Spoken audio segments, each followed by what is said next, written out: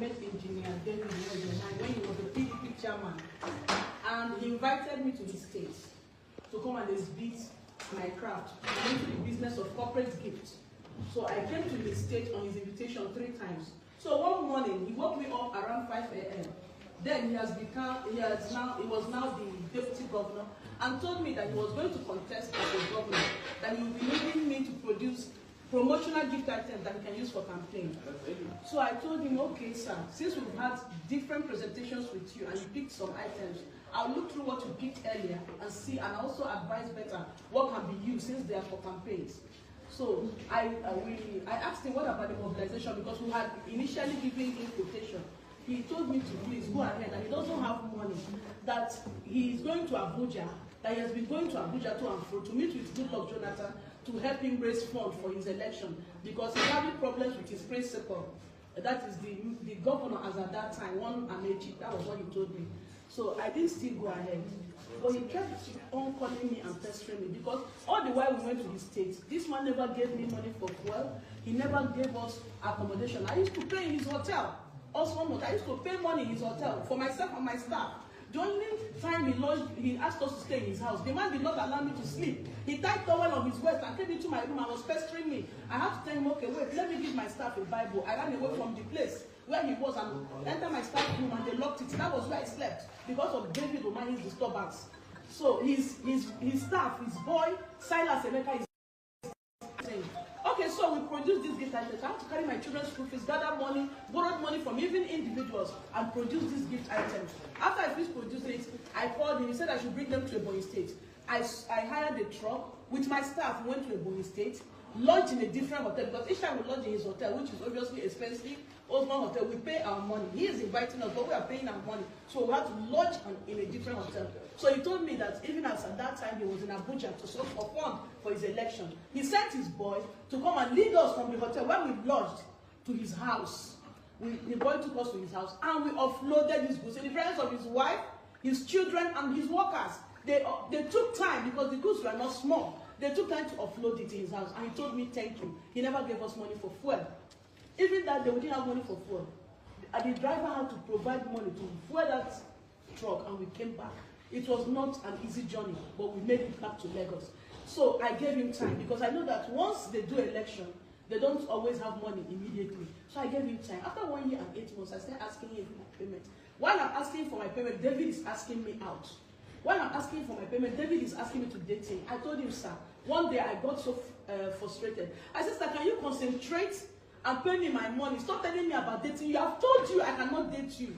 He became angry and hung up on me. The next thing, he sent me a message, which is on my phone right now, by David Umahi's number. Everybody that knows David knows this kind of number. He sent me a phone, an SMS that I insulted him. I will teach you a lesson for insulting me. I can show it to the whole Nigerians. I can show that text message to the whole Nigerians. He said, I will deal with you for insulting me. So that was it. Since that day, he blocked me. He never picks my call again. Sometimes if I ask for my payment, he will tell me that God is busy. I said, sir, have mercy on me and give me my money. Let me pay my children's school fees. He will tell me that God is busy. So he blocked me, and he never took my number. So when I use another number and call David Umahi, that, sir, I'm coming to your state. And when I get to your state, I will block the government house. The no vehicle will go in or out of you pay me. Do you know what David told me? David told me that if I get to a boy, he said that I will not come out alive. I said, why would I come out alive? Are you not owing me? He said, what happened to those Nila engineers will also happen to me. That was the last time I spoke with David Umahi. So when my dad became sick, I needed to fly him to the US for proper treatment. I said, I have money. Why will I have money and be suffering like this? I started reaching out to David through other phones, because he has blocked my number. He said, let your father die if he needs to die. That was what David told me. So when my dad died, I was so angry. I came on social media. Remember, all these years since 2015, I have not brought it to social media. When my dad, the day my dad died, and he was put in the mortuary, the next day I came on social media and started asking Nigerians to please come to my help, calling on Mr. President to plead with David Umahi to pay me my money. I am asking for my payment. My money is my right. I took risk with my staff to take this job to Ebonyi State. Shockingly, David Umahi sent policemen to my house. I just dropped my children off at school. Getting back, I've not even had my bed. They arrested me. and brought me straight to Abuja here. And do you know the shocking thing? The most shocking thing I've ever witnessed in my life is David Umahi. Right in my face, when he was brought for an interactive section with me by his boy in the police station, in the police force that he's using. David looked me in the eyes and said he has never met me. He said it yesterday. I have never met this woman before. I'm only meeting her for the first time. I almost died.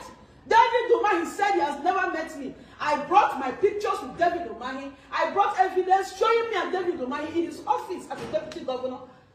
Faborode said, how are we sure this is real? God, I weep for Nigeria. I weep for Nigeria. I'm not weeping because of my money. I weep because the common man, the ordinary citizen, have no hope in this country. The country belongs to only the Nigerian politicians and their children. The resources of this country belong to only Nigerian politicians and their children. If they are not using you, my dear, you are of no value to them. If they are not making use of you for the wrong reasons, you are of no value to them. His son has just picked up a form to become the local government chairman of his local government. This same boy was a small boy at the time I produced these items and uploaded it. Do you know that David Umahi denied that he has no daughter called Paradise? Meanwhile, on the day I uploaded this book, I was playing with his daughter in his compound, and he said, "What is your name?" He said, "Paradise." He said, "Another one is Heavenly." We were playing.